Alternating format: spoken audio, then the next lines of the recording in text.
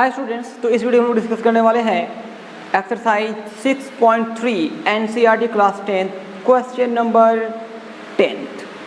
जी हाँ, question number 10। Question है क्या, आइए हम लोग देखते हैं। CD and GH are respectively the bisectors of angle ACB and angle EGF such that D and H lie on sides AB and FE of triangle ABC and triangle EFG respectively. If triangle ABC is similar to triangle FEG, show that given। तो students दिक्कत होता कहाँ पे है कि इस तरह के क्वेश्चन में हमें कोई फिगर नहीं रहता है।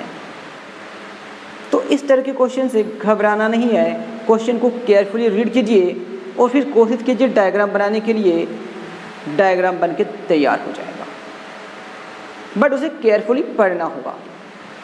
तो आइए देखते हैं हम लोग इसके लिए डायग्राम कैसे बनाते हैं। तो सबसे पहले CD and GH are respectively the bisectors of angle ACB and angle EGF such that D and H lie on sides AB and FE। यहाँ पे ट्रायंगल का नेम दिया हुआ है ABC and EFG, लेकिन यदि आगे हम लोग पढ़ेंगे तो हमें पता चलेगा कि ट्रायंगल जो है वो कौन दो ट्रायंगल सिमिलर है। On the basis of that हम लोग ट्रायंगल को ड्रॉ करेंगे। तो ये ट्रायंगल है ABC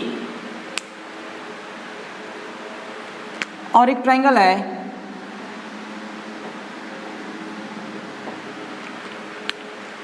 FEG।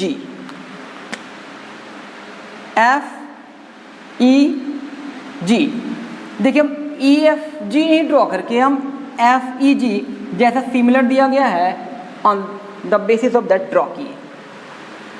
तो ये दो ट्रायंगल सिमिलर है। आगे देखिए CD जो है वो बाइसेक्टर है। क्या बाइसेक्टर है? एंगल बाइसेक्टर है। कौन सा एंगल बाइसेक्टर है? Angle ACB। तो क्या मतलब होता है एंगल बाइसेक्टर का? एंगल बाइसेक्टर का मतलब ये होता है कि वो एंगल को इक्वली डिवाइड करते हैं। यदि एंगल 60 डिग्री पे बाइसेक्टर है तो 30 डिग्री एंड 30 डिग्री हो जाएगा। यदि 40 डिग्री का बाइसेक्टर है तो 20 डिग्री एंड 20 डिग्री। तो ये एंगल ACB का जो है ये बाइसेक्टर है। तो चलिए इसका नेम दे दिए 1 and 2। कहने का मतलब ये हुआ कि angle 1 is equal to angle 2। अब आगे देखते हैं GH और H कहाँ किसका साइड है? FE पर है। तो ये जो GH है वो बाइसेक्टर है FGE का। कहने का मतलब ये हुआ कि यदि हम इसका नेम 3 उसका नेम 4 दे देंगे तो एंगल 3 जो है वो एंगल 4 के इक्वल हो जाएगा। ये सब बेसिक कॉन्सेप्ट है। अगर ये चीज़ें आपको नहीं पता है तो बिल्कुल आप ज्योमेट्री नहीं बना पाएंगे, बट घबराना नहीं है, समझिए इसको ठीक से। एंगल 4 एंड एंगल 3 क्या है? इक्वल है। अब इतना के बेसिस पर हमें ये सब दिखाना है। तो सबसे पहले हम लोग लिखेंगे कि गिवन है क्या। जी हाँ, गिवन है क्या। तो सबसे पहले ये बता दें कि CD is the bisector of angle ACB and ये जो GH आप देख रहे हैं is the bisector of angle FGE। और क्या दिया हुआ है कि triangle ABC is similar to triangle FEG। ठीक है। अच्छा, टू प्रूव, तो ये देख रहे हैं टू प्रूव में क्या हम लोग 1 2 3 ये लिखने वाले हैं 1 2 3। तो चलिए हम लोग उसको लिख नहीं रहे हैं, वो आप लिख लेंगे, ठीक है, बट लिखना जरूरी है, हम यहाँ पे छोड़ दे रहे हैं आप लोगों के लिए। कि आप लोग टू प्रूफ जो है वो लिख लीजिएगा, ठीक है। प्रूफ तो सबसे पहले लिखते हैं कि since CD is the bisector of angle ACB, therefore angle 1 जो है वो एंगल 2 के इक्वल हो जाएगा और इसका नेम दे रखे इक्वेशन नंबर 1। आगे फिर चलते हैं, since GH is the bisector of angle FGE, therefore angle 3 जो है वो एंगल 4 के इक्वल हो जाएगा। अच्छा, अब ये दोनों ट्राइंगल सिमिलर हैं, since triangle ABC is similar to triangle FEG। ध्यान दीजिएगा, EFG नहीं है, FEG है।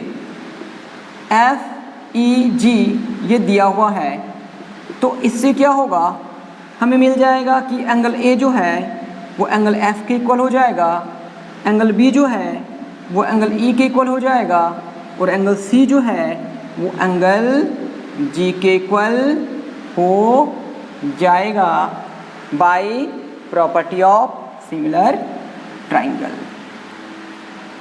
Bye property of similar triangles.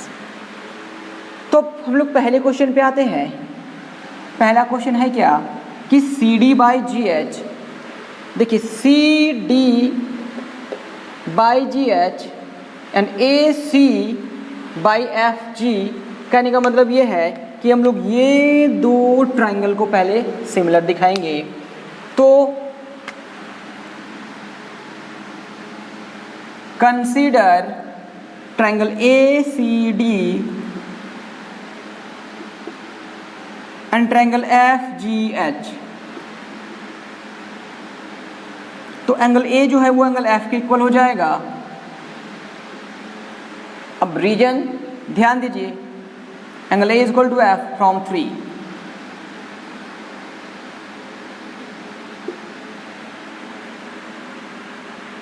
देखिए एंगल C जो है वो एंगल G के इक्वल हो जाएगा, इसका भी रीजन होगा फ्रॉम इक्वेशन 3। तो इस एंगल C का जब हम लोग हाफ करेंगे, angle C by 2 is equal to angle G by 2।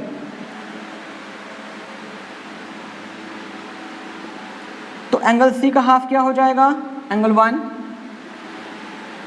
वैसे तो एंगल 2 भी होगा, लेकिन हमें एंगल 1 का काम है, इसलिए हम लोग एंगल 1 ही लिखेंगे और ये हो जाएगा angle 3। Therefore triangle ACD is similar to triangle FGH। FGH क्या यूज किए, बाई AA सिमिलैरिटी। तो जब ये दोनों ट्राइंगल सिमिलर हो गया है तो अब हम लोग लिख ही सकते हैं कि AC, तो हमें AC इसमें नहीं, पहले हमें लिखना है CD लाना है। तो CD लाने के लिए हम लास्ट 2 का यूज़ कर रहे हैं, CD, तो यहाँ भी लास्ट 2 GH करना होगा और ये AC बाई FG। अब ध्यान दीजिए CD by GH is equal to AC by FG आ गया। तो यही हमें प्रूफ करना था, लेकिन हमें यहाँ पे लिखना पड़ेगा by property of similar triangle, और ये पहला पार्ट प्रूव्ड हो गया। ठीक है, चलिए तो अब क्या करेंगे हम लोग, ये पहले क्वेश्चन को सॉल्व कर लिए हम लोग, इसको हटा रहे हैं, ठीक है, और इस पार्ट को भी अब हटा ही देते हैं।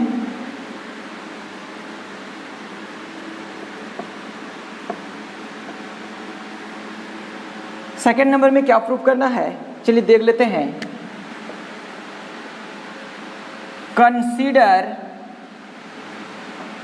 Triangle DCB and triangle HGE D C B and H G E, तो एंगल बी जो है वो एंगल ई के इक्वल हो जाएगा फ्रॉम इक्वेशन 3। उसी तरह से एंगल सी जो है वो एंगल जी के इक्वल हो जाएगा, इसका भी रीजन होगा फ्रॉम इक्वेशन 3। तो एंगल सी का जब हम लोग हाफ करेंगे that means angle C by 2 is equal to angle G by 2, divide कर दिया हम लोग 2 से, तो ये एंगल मिल जाएगा हम लोग को angle 2 is equal to angle 4। Therefore triangle DCB is similar to triangle HGE by angle similarity। तो दो ट्रायंगल सिमिलर दिखा दिए, मिस अब हमें थर्ड ट्रायंगल को भी सिमिलर दिखाना है, ठीक है। तो थर्ड ट्रायंगल को ध्यान से देखिए,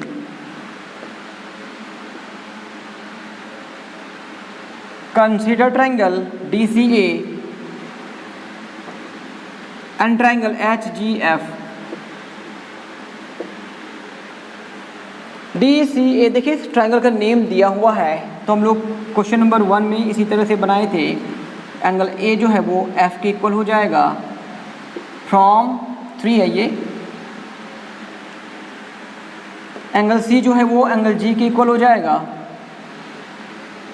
ये भी होगा फ्रॉम 3।